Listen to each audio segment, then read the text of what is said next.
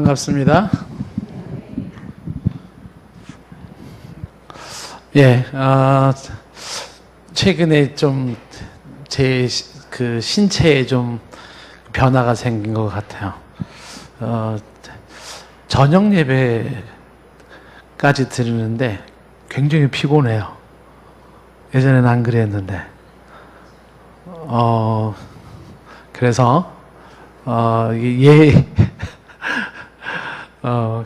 참, 이게 체력이 좀 많이 떨어진 건가 싶기도 하고, 그래서 지금 제가 특히 이제 저녁 예배 이후에는 원래 이제 교육자 회의도 했었어요. 우리 목사님들 회의했는데, 회의를 안 하려고 그래요. 왜냐면, 제가 이제 이렇게 좀, 지치니까, 이렇게 좀, 감정 조절이 잘 안 돼요. 그래서, 지금도 빨리 집에 가야 되는데,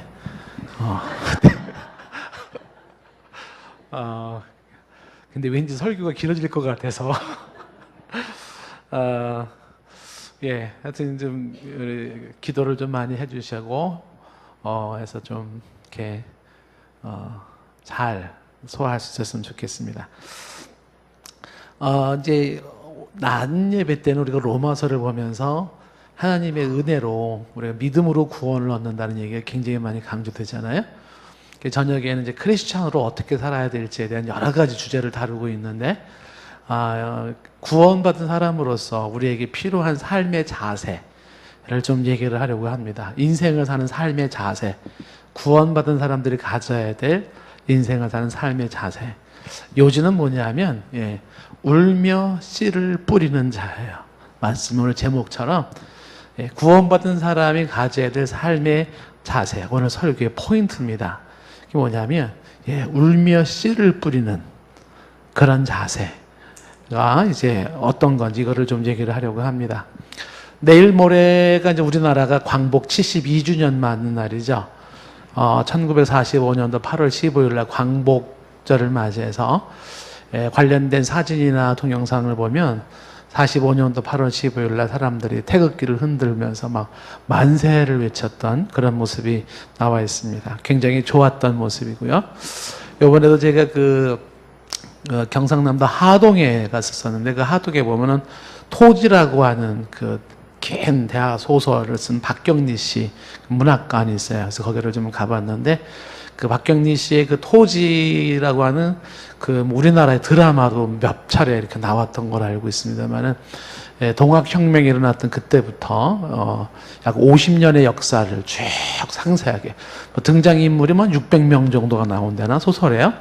그런 어마어마한 대하 소설인데 그 소설의 맨 마지막이 1945년 8월 10일 광복절 이야기로 소설이 끝나요. 열 몇 권짜리로 되어 있는 긴 소설에.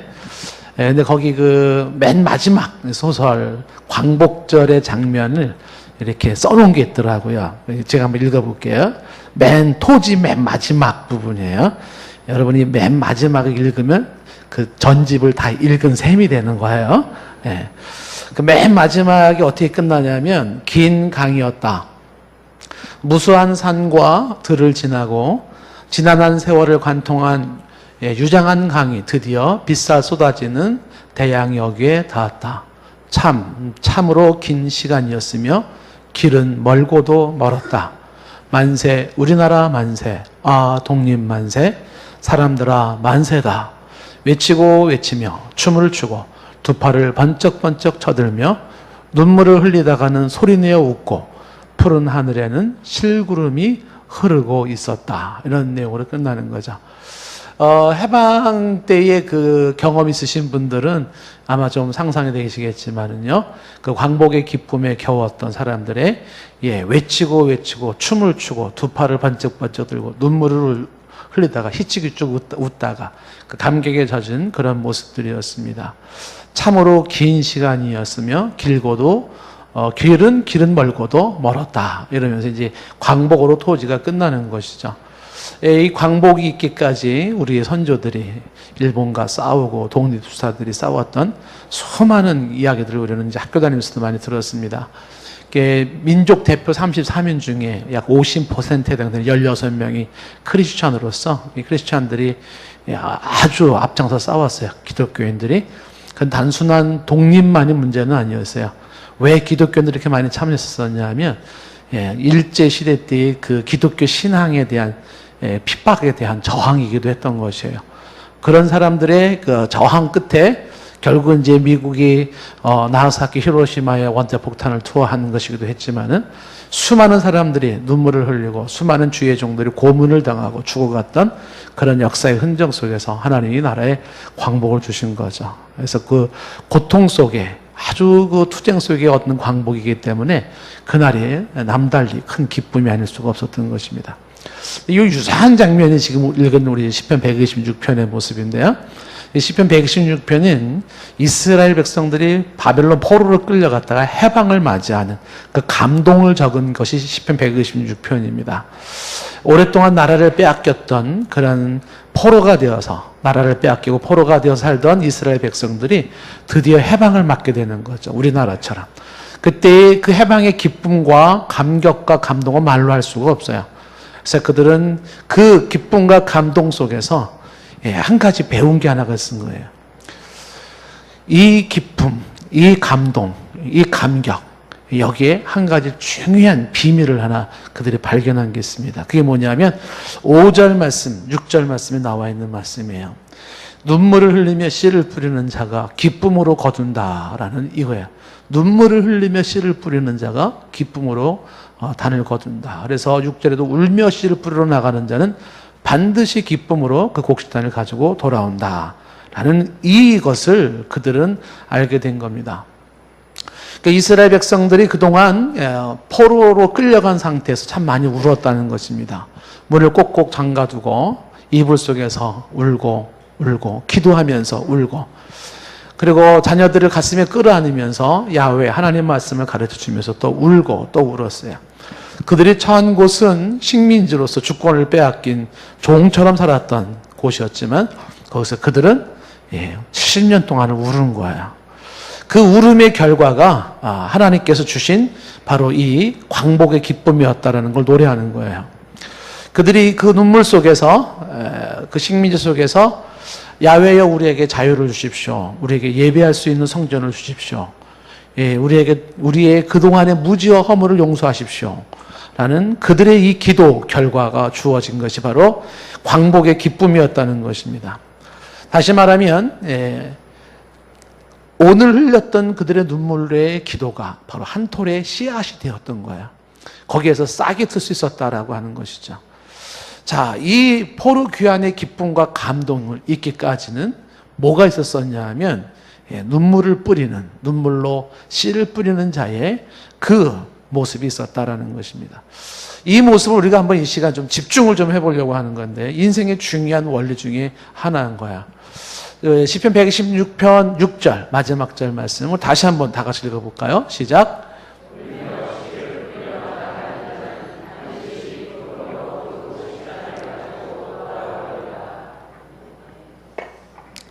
그렇죠.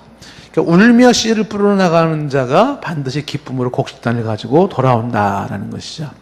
다시 말하면 어제의 눈물이 오늘의 기쁨이 되고 오늘의 눈물이 내일의 기쁨이 되더라는 것이에요.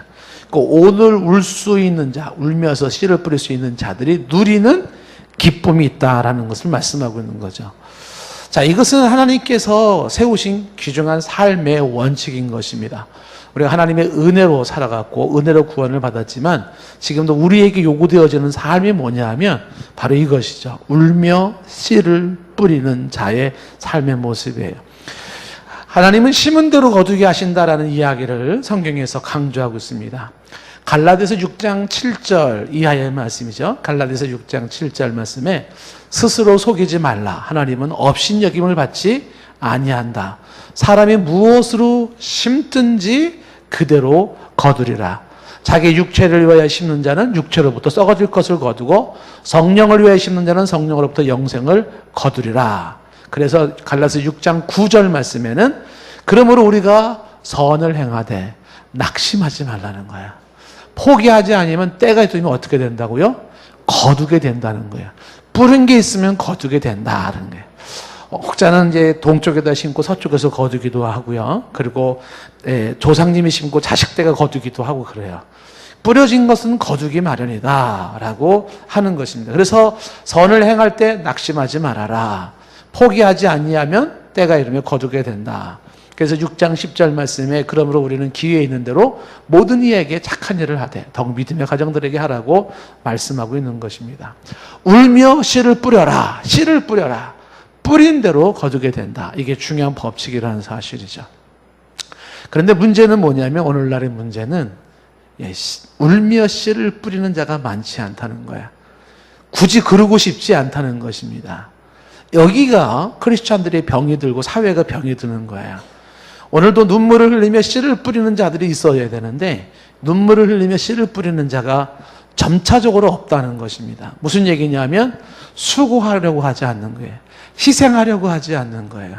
그것을 하지 않으려고 하는 그 모습, 이것이 오늘날의 병폐라고 하는 거죠.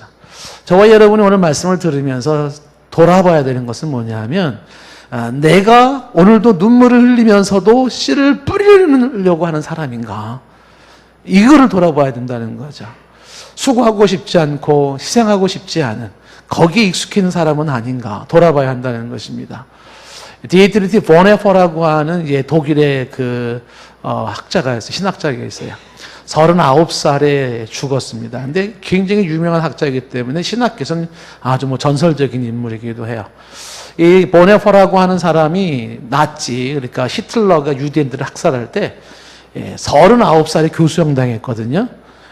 잘 나가는 미국의 유니온 신학교에서 가르치기도 했던 사람이었는데, 근데 정면으로 대항을 한 거예요. 히틀러한테. 당신 잘못됐다. 그랬다가 결국 교수형으로 죽고 지 얼마 안 돼서 이제 2차 세계대전이 끝나게 됐습니다만은, 이 보네포의 이야기가 그 책에 굉장히 많은 책들이 전해져 내려오고 있는데, 그 책 중에 하나가 이제 제자도라는 책이 있어요. 여기서 이 보네포는 당신의 삶에서 보여준 것처럼 강조하는 게 뭐냐면, 크리스찬들에게 절대적으로 필요한 것이 뭐냐면, 대가를 지불하려는 자세라고 하는 것이에요. 주님의 참된 제자가 되기를 원한다면, 대가를 지불하려고 해라. 그러니까 쉽게 편하게 주님의 제자가 될 수 없다라고 하는 것이에요. 그것이 뭐냐면, 바꿔 얘기하면 울며 씨를 뿌릴 수 있어야 된다는 거예요. 울며 씨를 뿌리려고 하지 않으면, 내가 이 대가를 지불하려고 하지 않으면, 그러면 주님의 제자가 될 수 없다라는 거예요. 아주 심각한 얘기를 하는 것이죠. 예를 들면 이 보네포 이야기 속에 아주 역설적인 이야기가 이런 얘기 하나가 나와요. 그게 뭐냐면, 세상의 유혹을 이기는 비결은 오로지 세상에서 버림받는 것이다. 여러분, 세상의 유혹을 이기고 싶나요? 그럼 보네포 얘기로 말하면 세상에서 버림을 받으라는 겁니다. 세상에서 버림을 받을 때 그때 세상의 유혹을 이길 수 있다라고 하는 거예요. 이게 뭐냐면 대가를 지불한다, 희생한다라는 거예요. 그러니까 예수 그리스도가 세상에서 버림을 받을 때, 사탄의 유혹하고 시험을 들을 때 예수 그리스도는 포기를 해버려요. 다. 그 세상에서 왕따 당하는 거죠. 그때 사탄은 떠나갔다라는 거예요. 그래, 나 세상에서 버림받을 거야. 그랬더니 사탄이 떠나가더라는 거죠. 외롭게 절규하면서 겟세마네에서도 눈물을 뚝뚝 흘렸어요. 너무 외로운 눈물을 흘린 거죠. 십자가의 삶을 살기 위한 눈물을 흘렸어요. 그때 천사가 수종을 들더라는 거죠. 그러니까 이런 자세, 그리스도의 자세를 크리스찬이 배워야 된다. 이게 이제 보네포가 강조하는 내용인데, 과연 크리스찬들에게 이런 자세가 있는가? 내가 세상의 유혹을 이기기 위하여 세상에 버림받을 용기가 있는가? 세상에 버림받을 희생의 자세가 있는가? 이게 이제 보네포가 도전하는 거예요. 그런 게 없이는 주님의 제자가 될 수가 없다라고 하는 것입니다. 언제부턴가 우리 사회에서는 수고하는 과정을 중요하게 다루지는 않습니다. 뭘 중요하게 다룹니까? 결과의 화려함만을 다루는 거예요. 학교에서 상장 받아왔어요. 그럼 부모가 좋아하는 겁니다. 밤새도록 공부한 그 공부의 과정을 중요한 게 여기는 것이 아니라 예, 학교에서 상장 받아왔어요. 학교에서 있잖아요. 제가 이렇게 100점 받았어요. 그러면 막 좋아하는 거예요.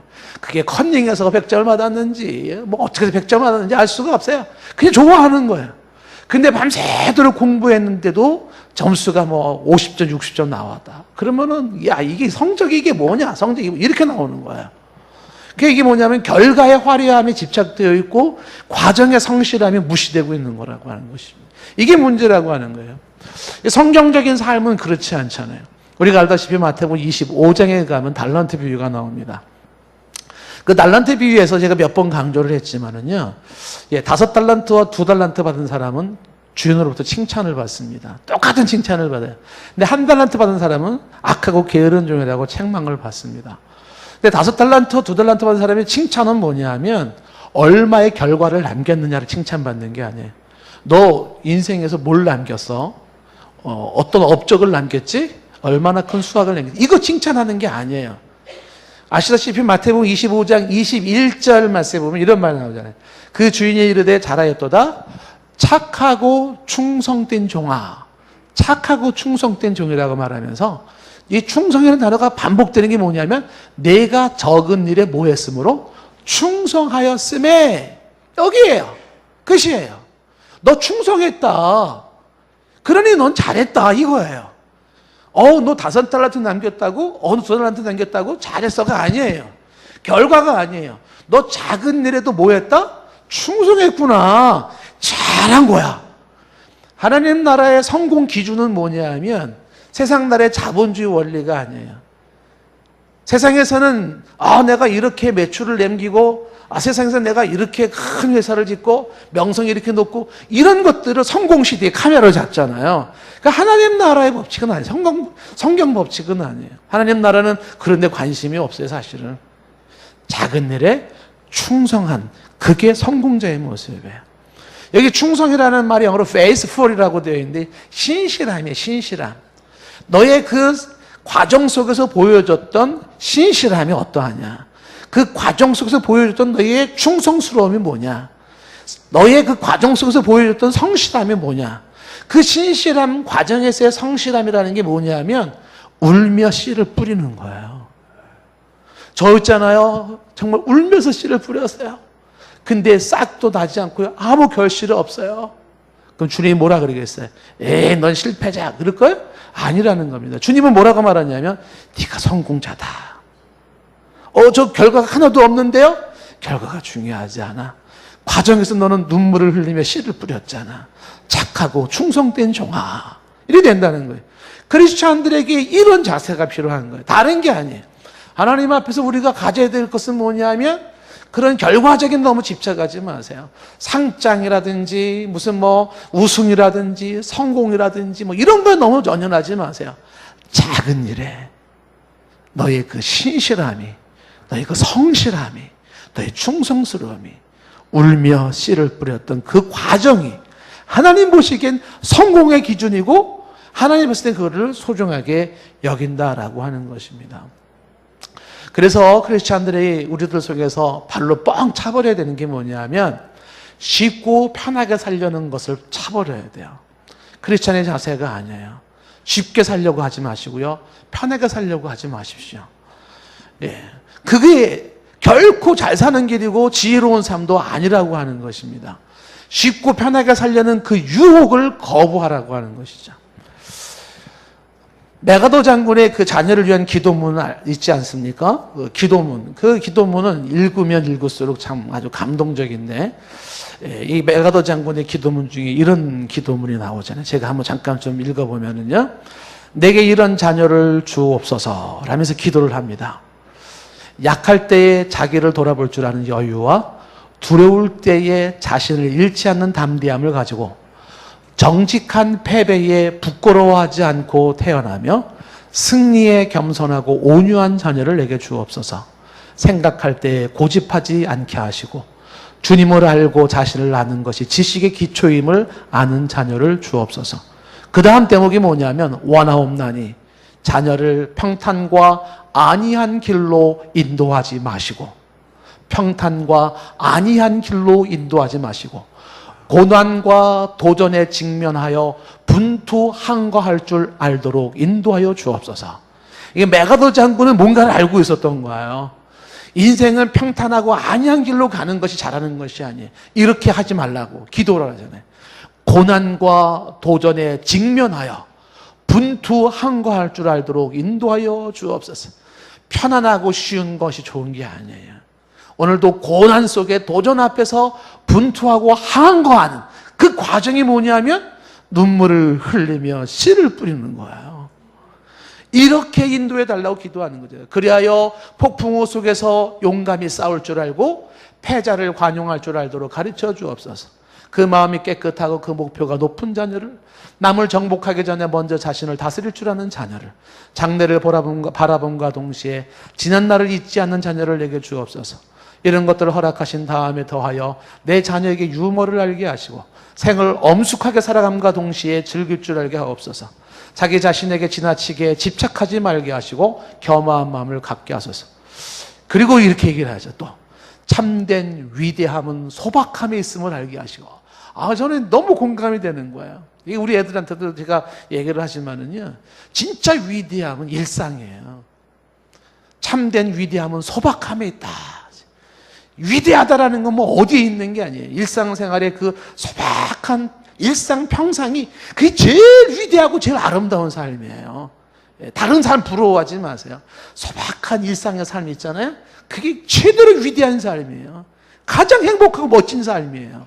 그 일상의 소중함과 그 소박함의 소중함과 가치를 이 메가더는 알고 있었던 거죠. 참된 지혜는 열린 마음이 있으며 참된 힘은 온유함이 있음을 명심하게 없었어요. 그래야 어느 날 나 아버지는 내 인생을 헛되이 살지 않았노라고 고백할 수 있도록 도와주셔서라는 게 이제 메가더의 기도입니다. 이 메가더의 기도에서도 강조하는 것이 바로 그거죠. 인생을 쉽게 살지 않게 하옵소서. 인생을 편안하게 살게 하지 않게 하시옵소서. 고난에 도전에 직면하게 하옵소서. 분투항거할 줄 알게 하옵소서. 이게 디에트리티 보네포 얘기랑 일맥상통한 것이고 성경에서 말하는 얘기가 다 같은 맥락이에요. 바로 그러한 자세로 살게 하옵소서. 오늘도 진리를 위하여 선을 향하여서 뭐를 하라고요? 눈물을 흘리며 일어나는 거예요. 그리고 씨앗을 가지고 나서 뿌리는 거죠. 복음의 씨앗, 영적인 씨앗, 선한 씨앗을 뿌리는데 그 울며 눈물을 흘리며 씨를 뿌리러 나가는 자라는 이야기는 뭐냐면 눈물을 흘리지 않고는 나갈 수가 없는 상황이라는 거예요. 일어서는데 그냥 일어서지지가 않고요. 나가는데 그냥 나가지지가 않아요. 뜨거운 눈물이 쏟아지는 그런 과정에서도 어떻게 해요? 주저앉고 있는 게 아니라 일어나는 거예요. 선을 행하되 낙심하지 말지니 피곤치 아니하면 때가 이르면 거두리라. 바로 이거잖아요. 그 우리 삶 속에서 얼마든지 주저앉고 싶고 포기하고 싶고 그만두고 싶고 그냥 없어지고 싶고 그런 게 계속 주어져요. 고난과 이 고난에 분투항거할 수 있는 마음이 없어요. 이 싸우려고 하는 선한 싸움의 의지가 없는 거예요. 어떻게 하면 눈 돌려가지고 편하게 살까 쉽게 살까 이것만 생각하는 거예요. 정도를 걸어가기 위해서 오늘도 눈물을 뚝뚝 흘리는 십자가의 길을 걸어가면서 눈물을 뚝뚝 흘리면서도 이 씨주머니를 가지고 나가서 한 톨 씨를 심는 거죠. 목회자도 마찬가지, 저도 마찬가지죠. 이런 심정을 가지고서 오늘도 일어나서 씨를 뿌리러 나갔는데 그냥 나가지지가 않아요. 눈물을 흘리면서 씨를 뿌리는. 이게 지금 이 시편의 기자가 이스라엘을 통해서 배운 것이에요. 우리 인생 속에서 쉽고 편안한 길을 좋아하지 않고 그 다음에 어렵고 힘든 길을 마다하지 않는 그런 자세가 필요하다는 것입니다. 씨 뿌리는 수고를 하려고 해야 한다는 거죠. 심지 않고 거두려고 하지 마십시오. 심지 않고 뭔가 거두려고 하는 것은 그것은 부정한 방법이거나 혹은 다른 사람이 누군가를 희생시키는 것일 수가 있어요. 그렇게 하면 안 된다는 것입니다. 삶 속에서 크리스찬들이 우리가 가져야 될 자세가 바로 이런 희생정신이라는 것이 필요하다는 거죠. 희생정신이 필요해요. 예전에 제가 여러분에게 한번 소개한 바가 있지만은요, 바닷가에서 지금 비바람이 몰아치는 그 어두컴컴한 그 바닷가의 마을에 사람들이 바닷가에 확 몰려왔어요. 그리고서 저 멀리 파손된 배에 선장이 사람들 몇 사람과 함께 바다의 그 해변가로 나오는 거예요. 흑암이 짙은 비바람이 몰아지는 속에.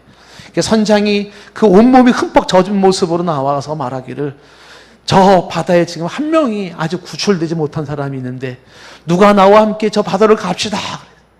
사람들이 다 웅성웅성대면서 누구 하나 나서는 사람이 없었대요. 그때 한 젊은이가 제가 가겠습니다 하고 나가니까 어머니가 잡은 거예요. 가지 마라 아들아. 네 형도 지금 소식이 이렇게 불명된 지가 오래됐는데 넘어져 가면 어떡하니. 그때 이 아들 레미가 청년이 얘기를 한 거예요. 엄마, 지금은 누군가의 희생이 필요해요. 그리고서 그 선장과 함께 그 흑암 비바람 몰아치는 바닷속을 다시 들어가는 거야. 사람들은 초조하게 기다렸고 한참이 지난 후에 그 아들 레미가 그 한 사람을 구출해가지고 어깨에 메고 그리고서 나오는 거야. 그리고 이 아들이 말하기로, 엄마, 이 남은 한 사람이 형이었어요. 그러는 거야. 이 아들의 자세가 지금은 누군가의 희생이 필요해요라고 하는 그 자세가 울며 씨를 뿌리는 자세를 가지고 있는 모습인 것이죠. 저와 여러분들의 속에서 누구도 희생하고 싶지 않아요. 수고하고 싶지 않아요. 내 거 투자하고 싶지 않아요. 이게 우리들의 모습이에요. 아주 약삭빠르게 머리 굴리고 계산하면서 이기적으로 살기 쉬운 게 인생의 모습이에요. 기꺼이 내가 희생하겠다, 이런 자세는 쉽지 않아요. 근데 성경적인 원칙은 뭐냐면 희생한다는 건 없어지는 것이 아니에요. 얻는 거예요. 잃는 게 아니에요. 그것은 더 생기는 것이죠. 희생은 손해가 아니라고 하는 것입니다. 이득이라고 하는 것이에요. 이것이 우리가 배워야 할 중요한 모습이라고 하는 것이죠. 예전에 전도사 시절에 학생들 데리고 수련회를 가면은, 수련회 가면 꼭 성경 구절 요절을 외워야지 밥을 줬어요. 요절을 안 외우면 밥을 안 줬어요. 그래서 아무거나 외워와라, 성경 구절 하나를. 그러니까 한 애가 아주 제일 먼저 성경을 딱 외워가지고 맨 앞에서 밥을 딱 타는 거야. 외워봐라. 딱. 그러니까 이 아이가 외운 게 뭐냐면 마가복음 6장 42절. 성경에서 제일 짧은 절 하나 딱 외웠어요. 그게 뭐냐면 다 배불리 먹고. 외우기도 너무 쉬워요. 밥 타러 가니까. 성경에서 다 배불리 먹고 6자예요. 항상 기뻐하라. 이거 똑같이 6자. 근데 이 다 배불리 먹고 딱 외워가지고 밥을 탁. 그때부터 이제 애들이, 야, 이거 외워, 이거. 성경 구절. 근데 그 아시다시피 다 배불리 먹고라고 하는 이 성경 구절의 배경이 뭐냐면 오병이어의 기적이에요. 수많은 사람들이 굶주려 있는 상태에서 소년의 도시락을 내놓잖아요. 그 도시락이 뭐예요? 물고기 2마리, 보리떡 5개예요. 그것으로 2만 명의 사람들은 먹었어요. 남자만 성인이 5천 명이니까. 근데 그렇게 먹고 도시락이 남았어요. 그때 나온 말이 뭐냐면 다 배불리 먹고예요. 질문 한번 던져볼게요. 다 배불리 먹고, 이 말 속에는 소년도 배가 불렀을까요? 안 불렀을까요? 소년은 쫄쫄 굶었더라? 그게 아니에요. 만약에 그 아이가 자기의 보리떡 5개, 물고기 2마리를 자기가 먹었다 그러면 양이 안 찼을지도 몰라요. 배고파, 더 먹었으면 좋겠는데 그럴지 몰라요. 근데 내 거를 내놨어요. 나의 배고픈 나지만 나도 내놨어요. 내놨더니 나 배불리 먹었을 뿐만 아니라 자기도 배불리 먹더라는 것이에요. 누가 도시락을 내놓을까 말이죠. 누가 도시락을 내놓을까? 우리 청년들이 이제 내일 수련회를 가잖아요. 제가 지금 우리 회장하고 목사님하고 불러가지고 얘기를 했어요. 내일 수련회를 가는데, 그 MT를 가는데 회비를 2만 원씩을 내기로 했대요. 그리고 교회에서 이제 총 114만 원이 들어가는데 교회에서 80만 원을 보조를 받겠다는 거예요. 그래서 제가 이제 우리 성찬이 우리 회장이랑 이제 우리 이제 목사님께서 그랬어요. 뭐라고 얘기를 했냐면 교회 보조 받지 말고 너네들이 다 충당해가지고 가라. 그랬어요. 왜 그걸 시켰냐면 어린 시절부터 받는 데 너무 익숙해져 있어요. 저는 이게 아주 좋은 교육이 아니라고 생각하는 거죠. 이제 너네 청년들이잖아. 가서도 프로그램을 보니까 너무 노는 프로그램에서 프로그램도 바꿔라. 어떻게 이렇게 막 놀러 가는데 교회에서 80만 원 돈 받아가지고 가려고 그러냐. 그러지 마라. 그래서 회비는 너네가 다 내라. 돈을 모아라. 이거 벌써 광고가 다 됐고 2만 원씩 내기로 했는데 막 고민을 하는 거야. 그러면 2만 원씩 내더라도 찬조를 받아서라도 더 해라. 니네들이 해결을 해라. 이거 교육시켜야 되는 거예요. 드리는 법을 교육을 시켜야 돼요. 이 헌금하는 거 교육시켜야 되는 거예요. 교회에서 막 받기만 해. 무임승차에 익숙해 있어요. 울면서 씨를 뿌리고 울면서 기도하고 울면서 헌신하고 울면서 봉사하고 협조하는 자세가 너무 안 돼 있는 거, 이게 문제라고 생각하는 거예요. 그래서 해라. 지금 돈이 아까운 문제가 아니다 말이지. 돈 해라. 너 성찬이 그래서 얼마 할래? 너 회장이 돼가지고 앞에서 내가 막 너 얼마 할래? 막 그러니까 성찬이 얼마나 당황했겠어요. 한 10만 원 할게요. 성찬이 10만 원 딱 장했어. 그렇다고 제가 뭐 성찬에 10만 원 안 한다고 뭐라고 그러겠어요? 이게 왜냐하면 이게 드리는 법을, 이게 훈련이 안 돼 있고 받는 데 익숙해 있는 거예요. 그러니까 울며 씨를 뿌리는 이 자세가 없어요. 제가 이 설교를 노예에서 목사님들한테 했어요. 우리 목사님들 울며 씨를 뿌리는 이 자세가 더 필요하지 않냐. 이게 지금 우리에게 요구되어지는 거라는 것이죠. 내가 내 것을 내놓을 수 있어야 된다. 내놓고 이런 자세가 필요한데 그런 자세가 없다라고 하는 것이죠. 내가 희생하고 내가 손해보고 내가 고생하는 거기에 너도 배부르고 나도 배부름이 있는 것이라는 것이죠. 아주 쉽고 편하게 내 것만 챙기려는 자세가 옳지 않다라고 하는 것입니다. 울며 씨를 뿌리는 것이 얼마나 소중한 것인가. 캘리포니아에 가면 그런 게 있다 그래요. 100m 이상 되는 그 나무가 있는데 저는 가보지 못했는데 그 나이가 뭐 3,000년 된 나무 막 이런 게 있다는 거예요. 근데 거기에 막 그 이 천둥에 의해 가지고서 꺾어진 그 나무 하나가 있는데 그 아름드리 나무의 나이테가 뭐 엄청 많겠지. 나이테가 뭐 3,000살이라면 얼마나 많겠어요. 근데 안내원이 그 안내를 하면서 나이테를 설명을 한다는 거예요. 나이테가 보면 이렇게 막 좁은 넓고 막 이렇게 나오는데 이 나이테가 여기 보시면 이게 이 나무가 이게 봄을 지나간 나이고요. 그리고 여기 보시면은 요쪽에 이 나이테가 요때가 이 나무의 여름이었답니다. 근데 여기 보십시오. 나이테가 아주 가늘고 강하게 있죠. 요때가 폭풍우나 아니면 그 산불이나 요때 당했던 모습이고요. 그러면서 막 설명하는 거예요. 번개를 맞았을 때 생겼던 나이테와.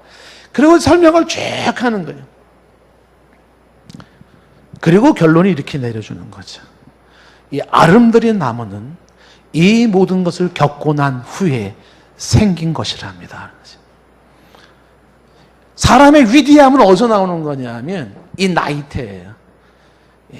폭풍우를 지나가고 산불을 지나가고 번개를 맞고 그때 이 인생의 나이테에 여기는 아주 고통스러웠던 때였고 여기는 아주 좁은 모습들을 보이지 않습니까? 이 사람이 이 인생 속에서 아주 지독한 환경을 지나갔을 때였거든요. 여기 조금 여유 있는 광경에 보십니까? 이때는 조금 봄에 지냈던 모습이죠. 이렇게 인생을 지내온 사람들, 그들을 일컬어서 위인이라고 부르기 시작하는 거예요. 위인은 저절로 되지 않아요. 역사의 위대한 인물 중에 지독하리만큼 힘들었던 적이 없었던 사람은 없었어요. 근데 그 지독했던 상황 속에서 그들이 보인 자세가 뭐냐면 울며 씨를 뿌리러 나가는 자세. 오늘도 일어서는 거예요. 그리고 씨주머니 가지고 나가요. 눈물을 뚝뚝 흘리면서 그리고 씨를 뿌리는 거죠. 그것이 그를 위인으로 만들어 놓았다라고 하는 것입니다. 인생의 봄, 여름, 가을을 겪으면서 사경을 헤맸던 그런 순간순간에 고통하며 신음했던 그 시절에 이것을 견뎌냈던 자들이 갖는 그런 위인의 호칭이라는 거예요. 이것은 교회도 마찬가지고요. 이것은 대한민국 사회도 국가도 마찬가지라는 사실이에요. 하나님은 지금도 우리에게 이런 삶을 기대한다는 것입니다. 울며 씨를 뿌리러 나가는 자의 모습이에요. 이 5절에서 눈물을 흘리며 씨를 뿌리는 자, 6절에서 울며 씨를 뿌리는 자 얘기가 나가잖아요. 여기서 강조하는 것은 눈물만 흘리고 있어라, 울고만 있어라가 아니에요. 그게 아니라 뭐예요? 씨를 뿌리라는 겁니다. 씨를 뿌리라는 거예요. 네가 하고 있는 선한 일, 아름다운 일, 영적인 일 하라는 거예요. 울어야 일어날 수 있고 울어야 나갈 수 있는 것이지만 울면서라도 일어나라는 거예요. 학생으로 말하면 너무너무 힘들더라도 울면서라도 책을 펴고 공부하는 거예요. 울면서라도 직장 나가는 것이고 울면서 힘들지만 주 앞에 나와서 기도하는 것이고 이러한 씨뿌림이 그 사람들에게 주어지는 게 기쁨으로 단을 거두게 하시는 그것이 하나님의 법칙이라고 하는 것입니다. 주저앉지 말고 씨를 뿌려라. 낙심하지 말고 씨를 뿌려라.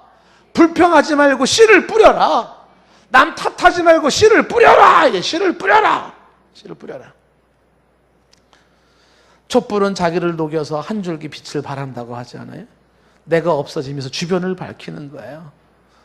내가 녹아지고 없어지면서 주변을 밝히는 거예요.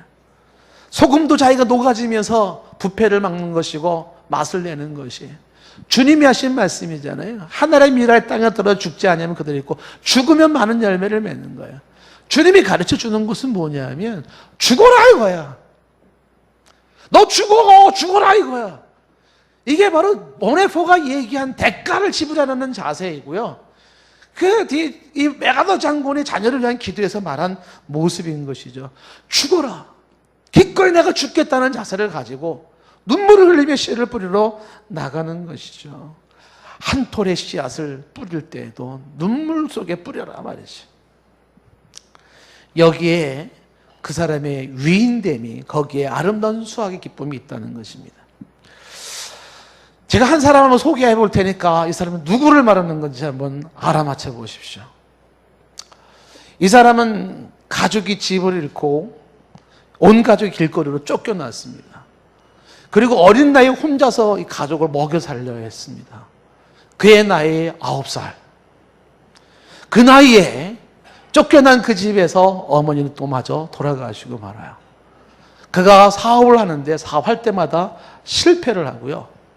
그리고 의회 진출을 한번 해보다가 실패하고 낙선하고요. 직장을 잃고 법률학교에 입학했으나 거기서도 실패를 해요. 친구한테 빌린 돈을 갚는데 완전히 파산해서 빚을 갚는데 17년 걸렸대요. 빚 갚는 데만 17년이 걸렸대요. 그 인생 속에 가장 많이 나온 게 실패, 낙방, 실패, 낙방이에요. 결혼을 하기로 약속했던 약혼자가 갑자기 사망해서 결혼을 못해요. 극도 신경쇠약증에 걸려서 병원에서 6개월 동안 입원을 해야 돼요. 이 실패를 연속했던 사람이 도무지 자기는 뭐 할 게 없다고 싶어가지고 고향에 들어가서 국유지 관리인이 되려고 했는데 거기서도 거절을 당했어요.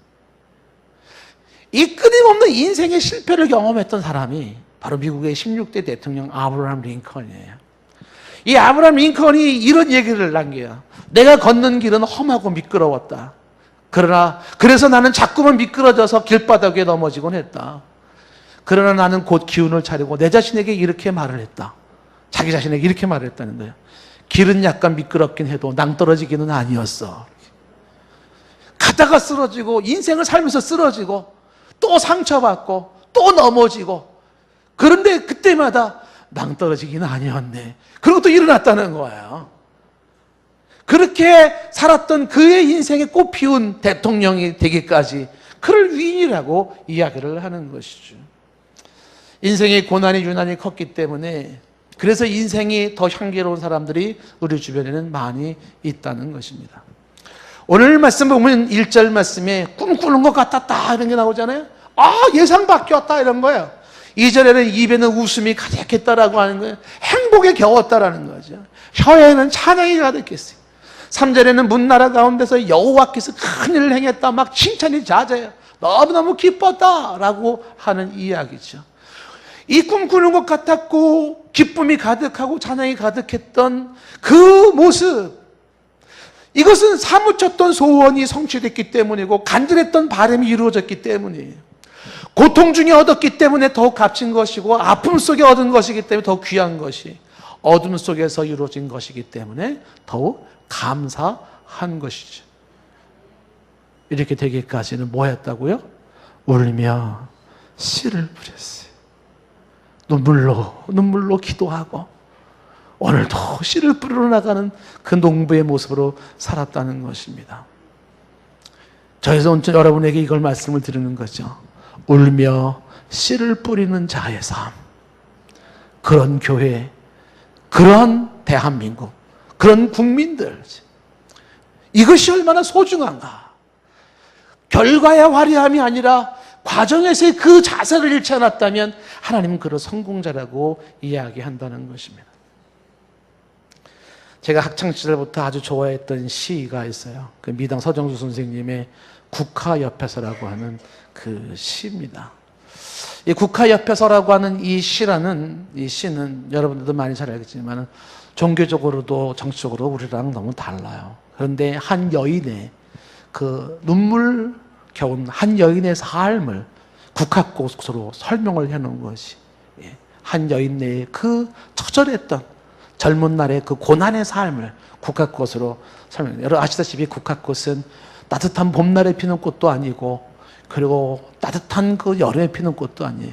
찬 이슬이 내리는 늦가을에 그때 피어나는 국화꽃 아닙니까? 서정수 씨의 시가 아주 굉장히 몇 번이고 감동이 되곤 합니다. 한 송이의 국화꽃을 피우기 위하여 봄부터 서쪽새는 그렇게 울었나 보다. 한 송이의 국화꽃을 피우기 위하여 천둥은 먹구름 뒤에서 또 그렇게 울었나 보다.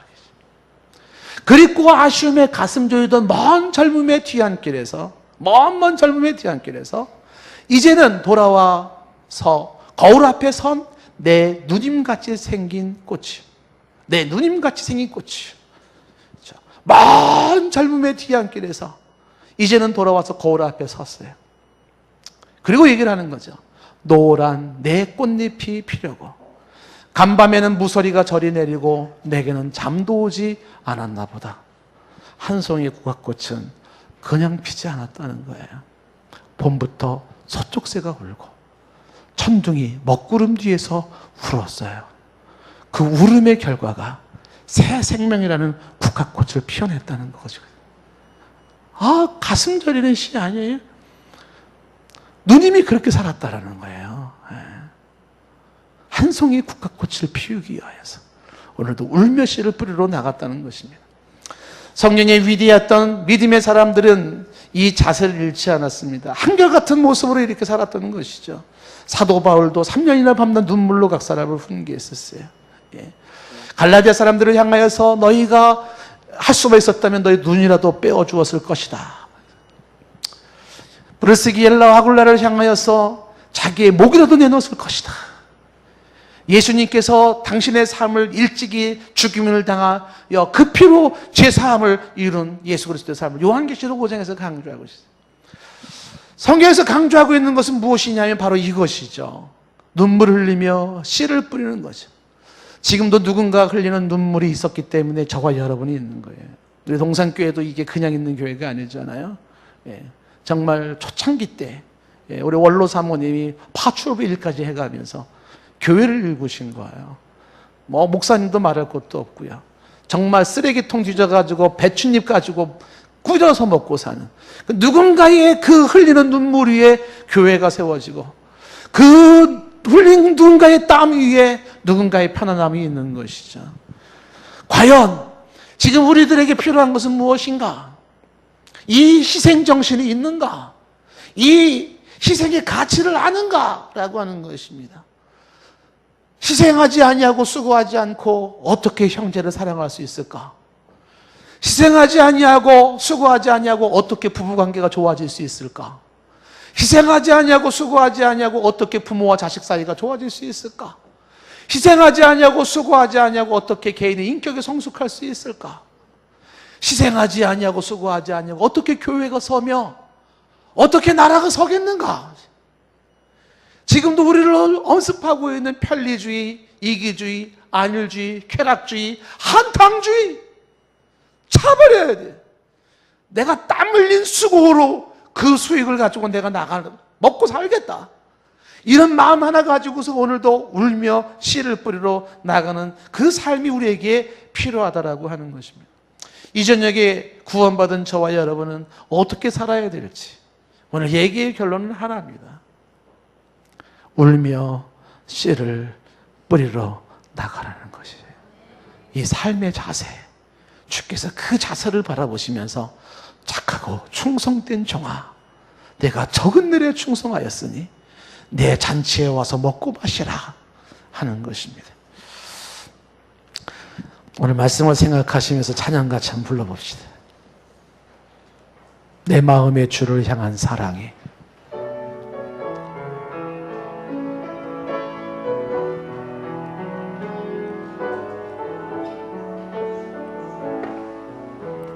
내 마음의 주를 향한 사랑이 나의 말엔 주가 주신 진리로 나의 눈에 주의 눈물 채워주소서.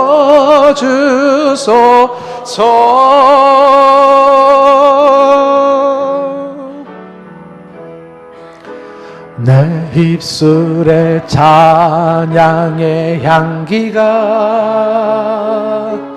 두 손에는 주를 닮은 섬김이 나의 삶의 주의 흔적 남게 하소서.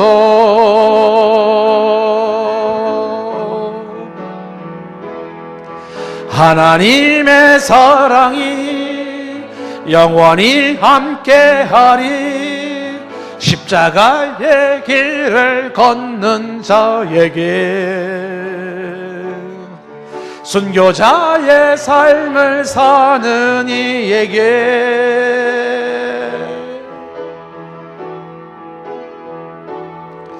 조롱하는 소리와 세상 유혹 속에도 주의 순교한 신부가 되리라. 내 생명 주님께 드리리. 다시 한번 해볼까요? 내 마음의 주를 향한 사랑이, 내 마음의 주를 향한 사랑이 나의 말엔 주가 주신 진리로 나의 눈에 주의 눈물 채워주소서.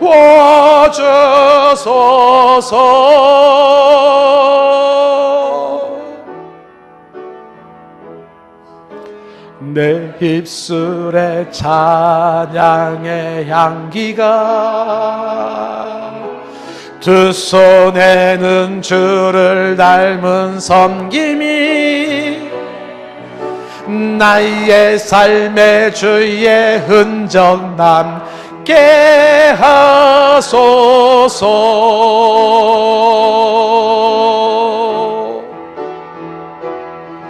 하나님의 사랑이 영원히 함께하리. 십자가의 길을 걷는 자에게, 순교자의 삶을 사는 이에게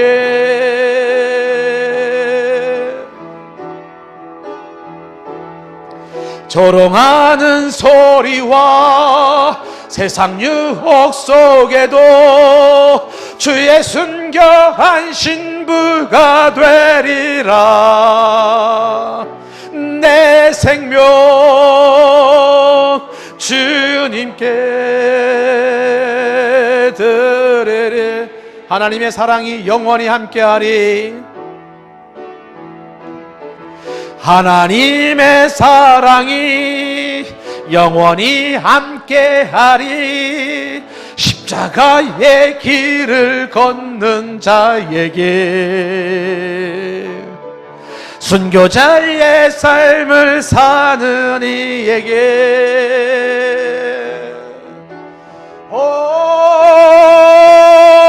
조롱하는 소리와 세상 유혹 속에도 주의 순결한 신부가 되리라.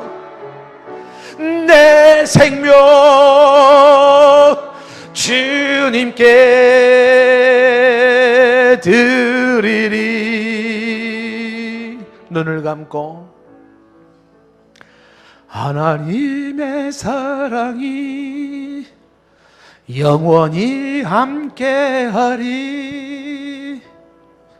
십자가의 길을 걷는 자에게, 순교자의 삶을 사는 이에게,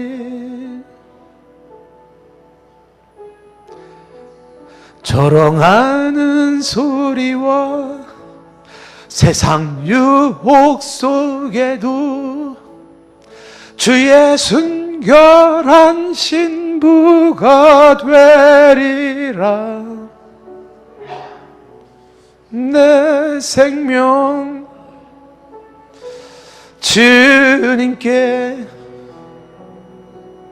드리리.